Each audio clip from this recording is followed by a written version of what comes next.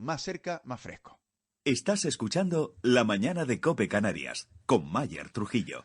Bueno, vamos a hablar ahora de los empleados públicos del archipiélago, interinos, que están en un proceso de huelga que comenzaron ayer y que, bueno, tienen muchas fechas más marcadas por delante para respaldar esta protesta y hacerse oír por parte del gobierno del archipiélago. Miguel Quintero es portavoz de la Plataforma de Empleados Públicos en Fraude de Ley de Canarias. Miguel, muy buenos días. Buenos días, Mayer. Miguel, ¿cuántos son los que están en esta situación en estos momentos? Bueno, en la situación concreta, convocados a la huelga y, digamos, en peligro inmediato de verse abocados a unos procedimientos poco garantistas para consolidar y resolver el problema del abuso de temporalidad, somos 3.000 en las listas, 3.000 personas. En la oferta, en la convocatoria que tiene prevista la Función Pública Canaria del colectivo total de la Administración General de la Comunidad Autónoma. Unos 3.000. Sin embargo, sí. ¿Y afectados, digamos, por este tipo de contratos, cuántos aproximadamente, Miguel? Si vamos a las cifras globales, nosotros en la temporalidad en la administración del Gobierno de Canarias es del 46%.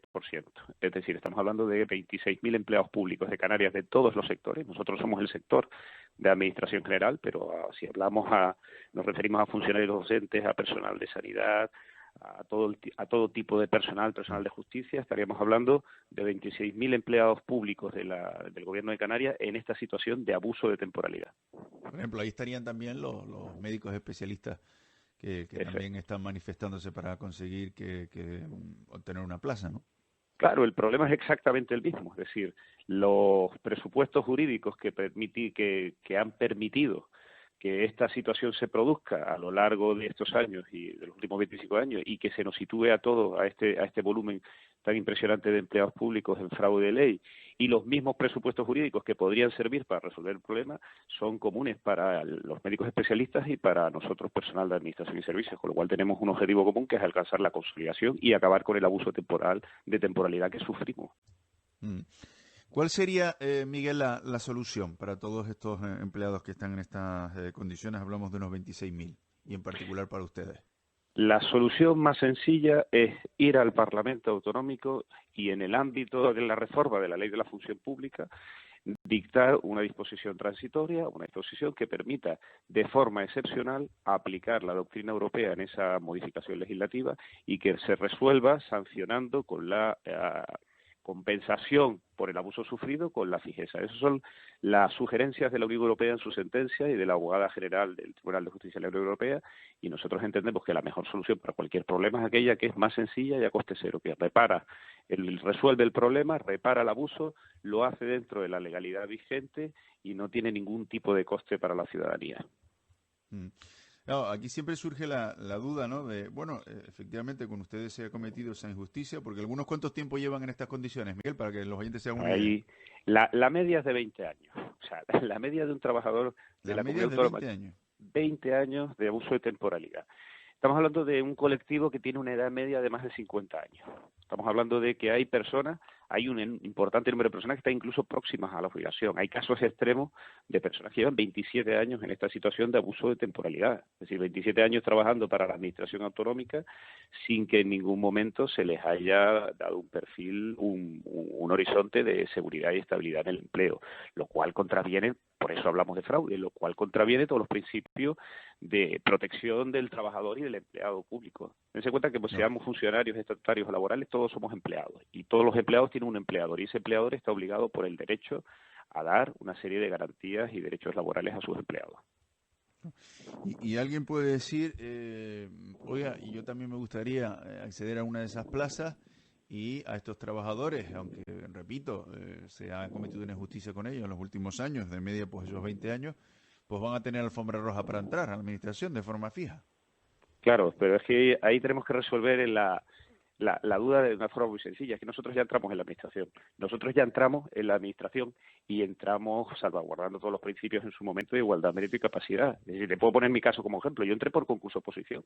Lo que pasa es que por la mala planificación de la administración en aquel momento improvisó con un concurso-oposición y no nos dejó fijo. Opositamos a plazas de temporales. Esa temporalidad que no se resolvió en los siguientes 2 años se fue alargando hasta 20 años y así estamos en la mayoría. Es decir, nosotros ya estamos dentro de la administración.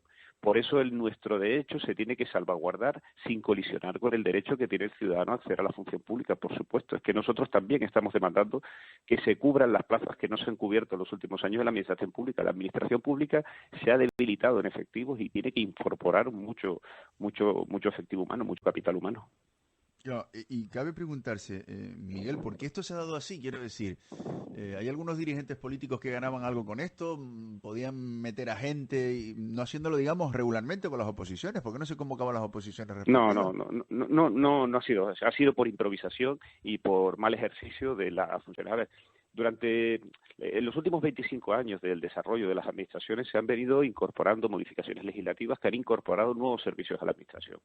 Cuando la administración ha tenido durante estos años que cumplir con esos nuevos servicios y no los tenía previsto, no había racionalizado o contemplado con la suficiente previsión cómo hacerlo, lo que hacía era improvisar.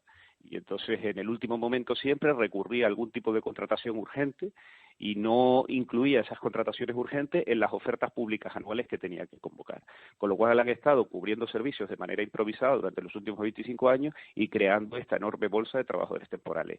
Si analizamos cómo se cubren, por ejemplo, en el caso de los médicos hospitalarios, los médicos especialistas que los nombramos antes, cómo se cubren las necesidades de personal de los servicios médicos, es de locos, es un auténtico disparate. No se puede estar encadenando 6 contratos en un año a un especialista en medicina, por ejemplo.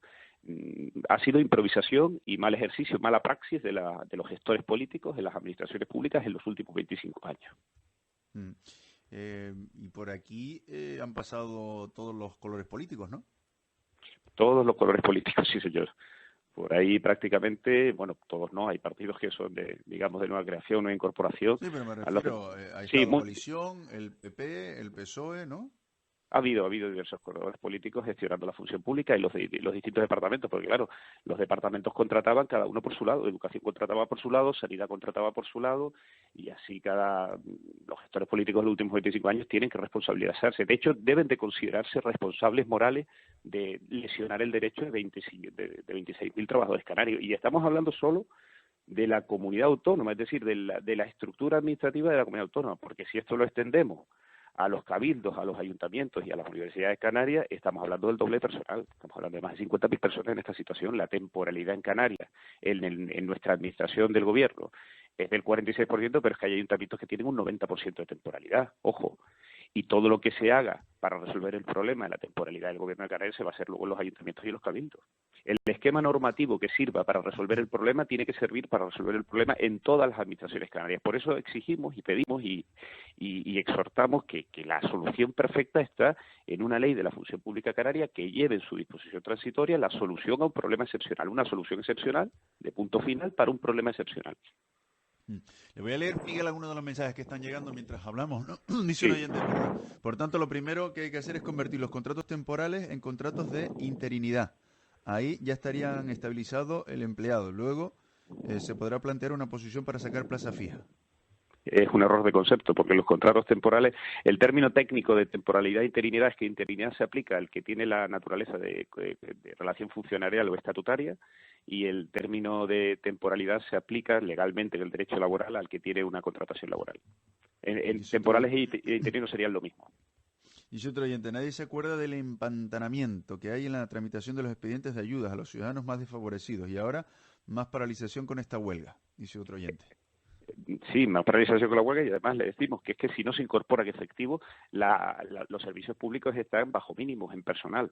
Es decir, no solamente necesitan estabilizar al personal que ya está, que somos nosotros, sino que además se necesita incorporar personal. O sea, no es que la huelga vaya a retrasar eso, es que los servicios están infradotados en materia de personal. Las administraciones necesitan recuperar capital humano y reincorporar efectivo. Más mensajes de los oyentes. Dice un oyente, lo que se ha cometido con estos trabajadores es una gran injusticia. Mi hija está en esta situación desde hace 22 años. Otro oyente dice, abuso es el que sufrimos los ciudadanos con el mal funcionamiento general de los organismos públicos, su lentitud, el abuso de la situación de fijeza. La vida es así. Abuso es trabajar para la empresa privada y echar horas sin cobrar y sin contar para no perder tu puesto. Efectivamente, que se convoquen pruebas iguales para todos, entraron como interinos, no como fijos. Bueno, le diría que entramos como superando procedimientos selectivos. Se suele decir, el ciudadano a veces cuando no tiene un conocimiento exacto de cuál es el problema suele creer que nosotros fuimos enchufados o entrados por la cara. No, hemos entrado por concurso oposición. O sea, estamos hablando de gente que ha pasado concursos oposición y ha pasado procedimientos selectivos. Y en un pequeño porcentaje, personas que fueron contratadas fraudulentemente por la administración, esas situaciones fueron convalidadas por los tribunales de lo social, por los juzgados de lo social, y esas personas pasaron a ser parte de la administración porque un juez de lo social lo determinó de esa forma. Con lo cual, con la debida salvaguarda legal, esa persona está trabajando para la administración. La situación de abuso se produce fíjense que la discriminación es frente al trabajador de la empresa privada. Es decir, en la empresa privada, el empleador privado está obligado a ser fijo a sus trabajadores cuando lleva más de 2 años contratado. Y la administración tiene servicios de inspección para sancionar al empresario o al autónomo que tenga a alguien contratado más allá de los 2 años y no lo tenga fijo. Y la administración sanciona. Pero lo que sanciona la empresa privada no lo sanciona la empresa pública. Es decir, la administración aplica unas sanciones y unas inspecciones a los empleadores privados que no se aplica a sí misma. De hecho, lo que reclamamos es que la administración tenga una inspección interna, es decir, que inspeccione qué trabajadores están en fraude de ley y que resuelva ese fraude de ley. Miguel, el próximo viernes tenemos la segunda convocatoria de huelga, ¿no? Efectivamente, tenemos paros señalados muy estratégicamente porque además tampoco creemos que sea el momento de perjudicar, como dice ese ciudadano, el total de los servicios públicos y estamos dando un toque de atención a las administraciones públicas. Próxima jornada será el viernes y luego tenemos programados 2 días de paro por cada uno de los meses siguientes.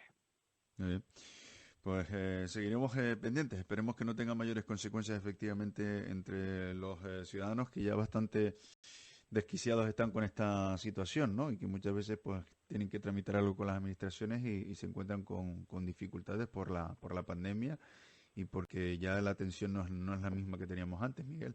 También nosotros somos ciudadanos, somos empleados públicos y somos ciudadanos, somos trabajadores abusados y somos ciudadanos también. Miguel Quintero es portavoz de la Plataforma de Empleados Públicos en Fraude de Ley de Canarias. Gracias, Miguel. Un saludo. Muchas gracias, Mayer. Un saludo. Hasta luego. 9:49. Estás escuchando La Mañana de COPE Canarias.